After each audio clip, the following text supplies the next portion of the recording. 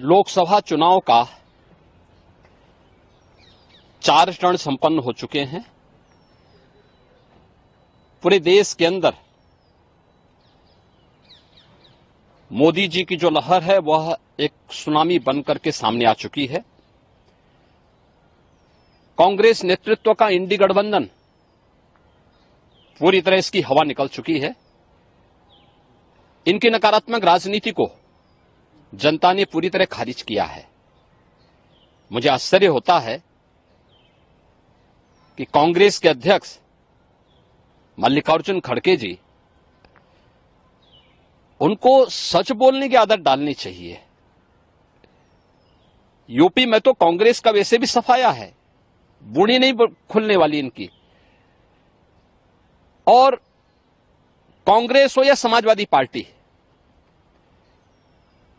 जिन लोगों ने हमेशा बंटवारे की राजनीति की हो, कांग्रेस का तो इतिहास है, देश को पहले बांटा, फिर जाति मत और मजहब के आधार पर पूरे देश को बांटा, क्षेत्र और भाषा के आधार पर बांटा। आज फिर उसी प्रकार की विभाजन की राजनीति ये लोग करके देश की पुण्य क्षति करना चाहते हैं। भारत का जागरूक मतदाता 2014 में कांग्रेस से पिंड छुड़ा चुका है। अब कांग्रेस कभी पुनः देश के अंदर सत्ता में नहीं आ सकती है। दूसरा, झूठ बोल करके गुमराह करने की जो राजनीति करते हैं। बाबा साहब भीमराव अंबेडकर का सर्वाधिक अपमान कांग्रेस ने किया। समाजवादी पार्टी की भी जब प्रदेश में सरकार थी, इन्होंने बाबा साहब भीमराव अंबेडकर और उन सामाजिक न्याय के पुरोधाओं का कितना बड़ा अपमान किया था। क्या ये सच नहीं? 2012 में समाजवादी पार्टी के अध्यक्ष,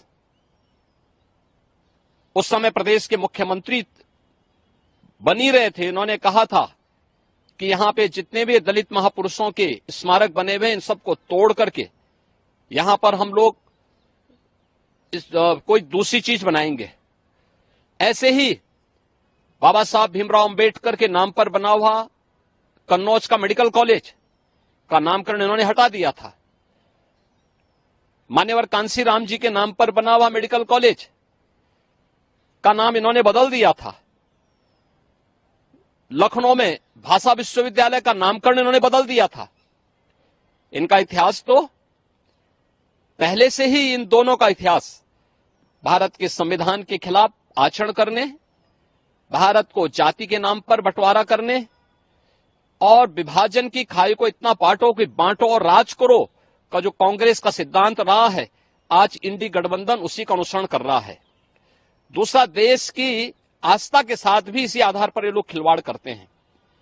यही खड़गे जी है ना, जिन्होंने भगवान राम और भगवान शिव को ही लड़ाने का प्रयास किया था। यानी जब जातीय लड़ाई ये लोग नहीं करा पाए और जातीय संघर्ष के आधार पर वर्ग संघर्ष की स्थिति पैदा करने में विफल रहे, तो इन लोगों ने भगवान राम और भगवान शिव के बीच में ही लड़ाई करवाने का प्रयास किया था। ये तो इनकी क्षुद्र मानसिकता है जो इस तरीके से भारत की आस्था के साथ खिलवाड़ कर रहे हैं।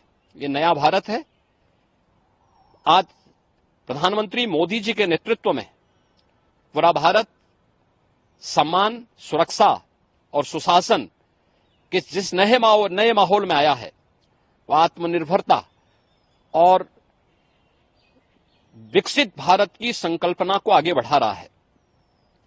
विकसित भारत की संकल्पना से बड़ा दुखद है कि जिस विकसित भारत में बिना किसी भेदभाव के हर एक गरीब के जीवन में परिवर्तन होने वाला है, उस विकसित भारत की संकल्पना से कांग्रेस, समाजवादी पार्टी और इंडी गठबंधन के नेताओं को चिढ़ क्यों है? ये लोग इस बात से चिढ़े हुए हैं कि मोदी जी के नेतृत्व में भारत क्यों तेजी से आगे बढ़ रहा है, और इसीलिए कभी ये पाकिस्तान की वकालत करते हैं, कभी ये लोग जातीय जनगणना के आधार पर समाज को ही आपस में बांटने की वकालत करते हैं, कभी ये लोग संविधान में छेड़छाड़ की बात करके और गुमराह करने का प्रयास कर रहे हैं। सच्चाई यह है कि संविधान में जितना संशोधन और जितना ज्यादा छेड़छाड़ कांग्रेस ने की, उतना किसी ने नहीं किया। और आज भी कांग्रेस और समाजवादी पार्टी लगातार इस प्रकार का षड्यंत्र कर रही है, जो देश और समाज के लिए अपूर्णीय क्षति हो सकती है। देश का जागरूक मतदाता कांग्रेस और इंडी गठबंधन से जुड़े हुए जितने भी दल हैं, जो आज अनुसूचित जाति, जनजाति और पिछड़ी जाति के आरक्षण के अधिकार पर सेंध लगाना चाहते हैं, इनको पूरी तरह 4 चरणों में खारिज कर चुका है। आने वाले चरणों में भी जो शेष 3 चरण हैं, इनमें यूपी के अंदर भी और देश के अंदर भी जनता जनार्दन पूरी तरह खारिज करेगी, क्योंकि अगर कांग्रेस नेतृत्व का इंडी गठबंधन आएगा तो ये राम विरोधी है, ये भारत की आस्था का विरोधी गठबंधन है, यह देश में अनुसूचित जाति, जनजाति और पिछड़ी जाति को मिलने वाले आरक्षण के लोग विरोधी हैं। ये लगातार इस प्रकार का षड्यंत्र कर रहेंगे। जो यूपीए सरकार ने पहले ही रंगनाथ मिश्रा और जस्टिस सच्चर की कमेटी गठित करके ओबीसी और एससी एसटी के आरक्षण में सेंध लगाने का प्रयास किया था, यह शरारत फिर से करेंगे और आम जनता को भी उनकी खुशहाली देखने की बजाय ये लोग संपत्ति का सर्वे करा करके आम जनता को भी तबाह करके विरासत टैक्स के नाम पर औरंगजेब का जजिया कर लगाने का प्रयास करेंगे। औरंगजेब की आत्मा घुस चुकी है इंडी गठबंधन के अंदर। इस इंडी गठबंधन को, जो भारत की बर्बादी की कहानी लिखने की बात करता है और उस प्रकार के दस्तावेज अपने घोषणा पत्र के माध्यम से प्रस्तुत करता है, इनको एक सिरे से खारिज करना चाहिए। आज कोई लाभ, इसका कोई फर्क पड़ेगा नहीं? हम देखो, कोई फर्क नहीं है। इनको जनता पहले भी खारिज कर चुकी है। उत्तर प्रदेश में कांग्रेस हो या समाजवादी पार्टी, 2014, 2017, 2019, 2022 इन सभी चुनाव में मोदी जी के नेतृत्व में जनता जनार्दन ने मोदी जी को अपना पूरा समर्थन दिया, अपना आशीर्वाद दिया। 2024 में पूरे भारत में एक ही लहर है और वह है फिर एक बार मोदी सरकार का, अब की बार 400 पार का, और जो राम को लाए हैं हम उनको लाएंगे। इस संकल्प के साथ जनता जनार्दन कमर कस करके मोदी जी के साथ में है और मोदी जी को पुनः देश की सत्ता सौंप करके भारत को विकसित भारत बना करके भारत को दुनिया की एक बड़ी ताकत के रूप में स्थापित करेगा।